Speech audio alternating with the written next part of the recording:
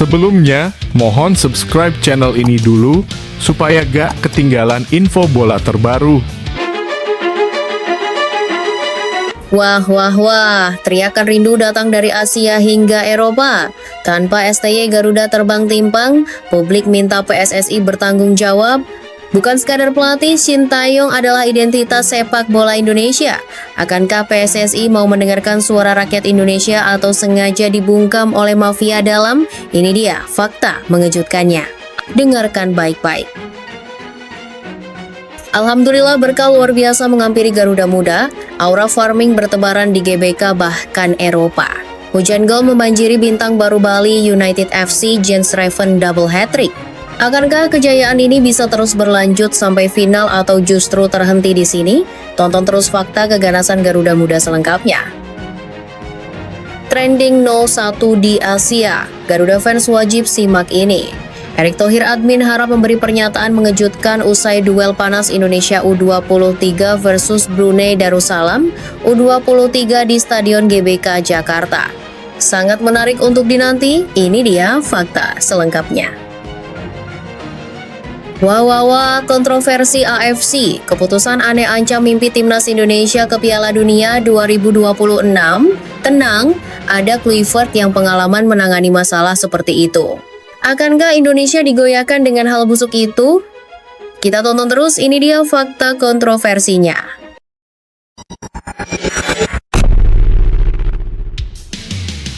Sebelumnya, mohon subscribe channel ini dulu, supaya gak ketinggalan info bola terbaru. Menjelang Piala AFF U23 2025, perhatian pecinta sepak bola Asia Tenggara tertuju pada timnas Indonesia U23, bukan karena kekuatan skuad atau lawan tangguh, tapi karena absennya sosok yang selama ini jadi otak revolusi, Shin Tae-yong, STY. Keputusan mengejutkan PSSI untuk mengakhiri kerja sama dengan pelatih asal Korea Selatan itu terus menuai sorotan, baik dari dalam negeri maupun dunia internasional. Salah satu yang buka suara adalah pelatih timnas Vietnam U23, Kim Sang-sik, yang mengaku kagum dengan STY. Dalam konferensi pers jelang laga grup, Kim menyatakan STY adalah pelatih terbaik untuk Indonesia. Di tangannya, tim ini berkembang sangat pesat. Pujian ini bukan tanpa alasan, STY dianggap telah mengubah wajah sepak bola Indonesia dari segi taktik hingga mental para pemain muda. Namun, banyak yang masih bingung mengapa pelatih sekelas STY bisa dilepas, bahkan pelatih-pelatih top Eropa ikut angkat bicara, mempertanyakan logika di balik keputusan PSSI. Salah satu analis bola Eropa bahkan menyebut, sudah membawa perubahan besar dan dihormati dunia, kenapa justru dibuang? Lebih ironis lagi, posisinya kini digantikan oleh Patrick Kluivert, mantan striker legendaris Belanda. Sayangnya, hingga kini belum ada perubahan mencolok dalam performa tim. Banyak yang menilai Kluivert masih mencari pola terbaik, alih-alih melanjutkan fondasi yang telah dibangun STY. Momen terakhir STY bersama timnas U23 terjadi di ASEAN Cup 2024 yang digelar di Indonesia. Sayangnya, turnamen itu berakhir pahit. Garuda Muda gagal lolos dari fase grup usai imbang 3-3 lawan Laos dan kalah 0-1 dari Filipina. Dua kartu merah yang diterima Marcelino Ferdinand dan Muhammad Ferrari menjadi pemicu bencana. STY pun mengaku kecewa atas kedisiplinan anak asuhnya. Kini, tongkat kepelatihan dipegang oleh Gerald van den Burg, legenda sepak bola Belanda. AFF U23 2025 jadi debut resminya bersama timnas U23. Van den Burg optimistis, kami akan berjuang untuk menang di setiap pertandingan. Meski begitu, publik belum melihat perubahan mencolok dari era sebelumnya, permainan masih belum solid dan serangan belum menggigit. Indonesia tergabung di grup A bersama Malaysia, Filipina, dan Brunei Darussalam. Persaingan diprediksi ketat karena semua tim memiliki ambisi besar. Sementara itu, nama Shin Tae-yong masih terus disebut di berbagai forum. Bagi fans, ia bukan sekadar pelatih, tapi simbol harapan dan kebangkitan sepak bola Indonesia. Banyak yang berharap STY bisa kembali, apalagi jika timnas senior gagal di kualifikasi Piala Dunia 2026. Tak sedikit pula yang mencium adanya aroma tak sedap di balik pemecatannya. Dugaan soal mafia bola dan tekanan dari pihak-pihak berkepentingan mulai mencuat. Meski tak lagi berada di bangku cadangan, warisan STY tetap terasa. Ia seolah berpesan dari kejauhan, jangan ulangi kesalahan, main dengan hati, dan jaga disiplin. Kini AFF U23 2025 dan Piala Dunia 2026 bukan cuma soal prestasi, tapi juga ujian tentang arah sepak bola Indonesia. Pertanyaannya, apakah Vandenborg dan Kluivert mampu membawa Garuda terbang lebih tinggi? Atau justru rakyat akan kembali menatap masa lalu, merindukan satu nama, Shin Tae-yong, sang arsitek mimpi besar Indonesia? Garuda muda mengamuk, tapi Vandenborg belum puas. Fokus jadi kunci di laga berikutnya. Timnas Indonesia U23 memulai perjalanan mereka di Piala AFF U23 2025 dengan hasil yang luar biasa. Bertanding di Stadion Utama Gelora Bung Karno, Jakarta, Selasa malam 15/7, Garuda Muda menggulung Brunei Darussalam U23 dengan skor telak 8-0. Tapi, meski menang besar, pelatih Gerald Vandenborg dan striker andalan Jens Raven justru memberi catatan penting, performa tim menurun di babak kedua. Pemain paling menonjol di laga ini adalah Jens Raven. Penyerang berdarah Belanda itu mencetak 6 gol hanya dalam satu pertandingan, menjadikannya mimpi buruk bagi lini belakang Brunei. 2 gol lainnya dicetak oleh Arkan Fikri dan Raihan Hanan, 2 gelandang muda yang kian bersinar. Di babak pertama, permainan Indonesia begitu dominan, mereka tampil agresif, cepat, dan kompak. Kombinasi pressing ketat, permainan di sayap, dan umpan-umpan pendek membuat Brunei kewalahan. Hasilnya, 7 gol langsung tercipta hanya dalam 45 menit pertama. Namun setelah jeda, tempo permainan Indonesia terlihat menurun, hanya 1 gol tambahan yang tercipta. Vandenborg mengakui bahwa performa anak asuhnya menurun di babak kedua. Menurutnya, meski sudah unggul jauh, tim seharusnya tetap menjaga intensitas dan fokus hingga akhir pertandingan. Jens Raven juga sepakat dengan sang pelatih. Ia mengaku bahwa keunggulan besar di babak pertama membuat tim sedikit terlena. Kami tampil sangat baik di awal, tapi setelah unggul jauh, konsentrasi kami menurun, ujar Raven.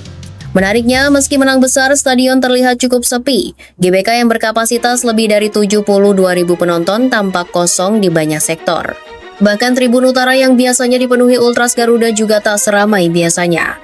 Hal ini bisa dimaklumi karena lawan kali ini adalah Brunei yang di atas kertas bukan pesaing kuat.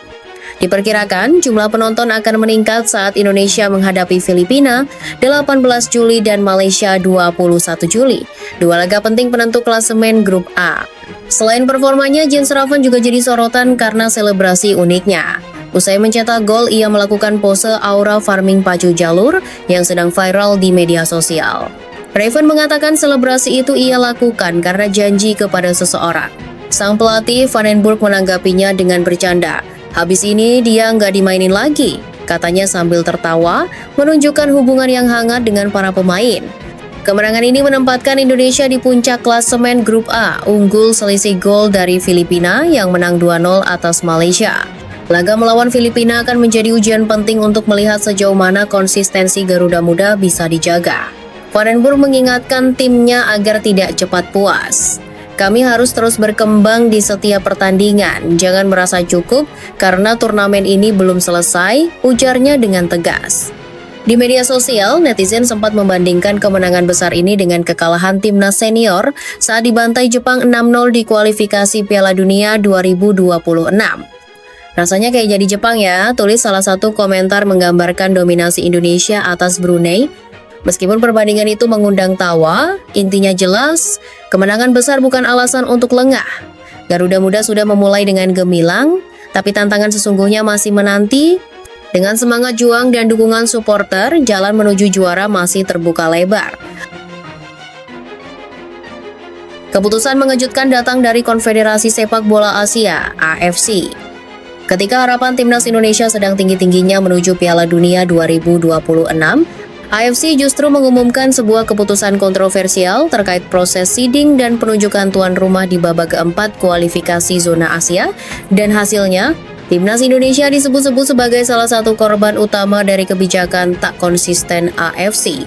Salah satu media Vietnam, Soha VN, tanpa basa-basi menyebut bahwa keputusan AFC bisa menjadi pukulan telak bagi Indonesia. Dalam tajuk beritanya, mereka menulis, AFC tak ubah rencana kontroversial, tim Indonesia alami kerugian besar di ambang Piala Dunia. Soha menjelaskan 2 negara tuan rumah yang ditetapkan, yaitu Qatar dan Arab Saudi, akan memiliki keuntungan besar karena seluruh laga babak keempat akan digelar di kandang mereka. Sementara itu, Indonesia harus menjalani laga tandang berat, sesuatu yang selama ini menjadi kelemahan utama skuad Garuda. Selama babak kualifikasi sebelumnya, Indonesia tidak pernah menang dalam laga tandang ke wilayah Asia Barat, tulis Soha. Pada 1 Juli 2023, AFC melalui situs resminya menyatakan bahwa tuan rumah ronde keempat akan diambil dari 2 tim terbaik yang finish di peringkat ketiga dan keempat ronde sebelumnya. Namun, belum ronde tersebut selesai, AFC berubah haluan, tuan rumah akan ditentukan lewat mekanisme bidding. Berespons itu, Indonesia bersama UEA, Irak, dan Cina mengajukan diri menjadi tuan rumah. Tapi belum sempat proses selesai, AFC tiba-tiba menunjuk Qatar dan Arab Saudi secara langsung, padahal keduanya tidak mengikuti bidding. AFC berdalih bahwa pemilihan ini berdasarkan ranking FIFA tertinggi. Tapi faktanya, ranking FIFA terbaru menunjukkan Qatar dan Irak sebagai yang tertinggi, bukan Arab Saudi. Di tengah kekacauan ini, sorotan kini beralih ke Patrick Kluivert, pelatih kepala baru Timnas Indonesia. Sosok legenda Belanda ini membawa reputasi besar sebagai mantan striker top dan pelatih dengan jam terbang tinggi di Eropa. Publik berharap pengalaman Eropa Kluivert bisa menjadi penetral dari aroma permainan belakang layar yang dikhawatirkan terjadi di balik panggung kualifikasi ini. Namun tekanan yang mengintai juga besar jika ia gagal membawa Indonesia lolos ke Piala Dunia 2026, apakah ia akan langsung dipecat? Pertanyaan panas pun muncul di publik dan forum-forum penggemar sepak bola nasional. Jika Kluivert gagal, akankah Erick Thohir selaku Ketua Umum PSSI mengambil keputusan tegas dan memanggil kembali sang predator buas Asia Shin Tae-yong untuk menyelamatkan Garuda? STY sendiri telah mencatat sejarah besar bersama Timnas, membawa Indonesia menembus berbagai level kompetisi Asia dengan skuad muda potensial, dan publik belum sepenuhnya melupakan jasa pelatih asal Korea Selatan itu. Jika Patrick Kluivert gagal mencetak sejarah, bukan tidak mungkin PSSI bakal mengambil langkah radikal dan kembali memanggil nama yang sudah terbukti, STY, sang penyelamat lama. Keputusan AFC menuai sorotan bukan hanya dari Indonesia, tapi dari negara-negara lain yang merasa dikesampingkan. Indonesia kini berada dalam posisi sulit, harus menghadapi lawan kuat di luar kandang dalam sistem yang dianggap berpihak. Namun di tengah keterpojokan ini, harapan publik mengarah pada satu nama, Patrick Kluivert. Tapi jika nama besar itu tak mampu mengubah nasib Garuda, mungkinkah kita akan kembali melihat Shin Tae-yong di pinggir lapangan mengenakan jaket merah putih? Tunggu saja berita kejutan berikutnya. Sampai jumpa. Salam Garuda.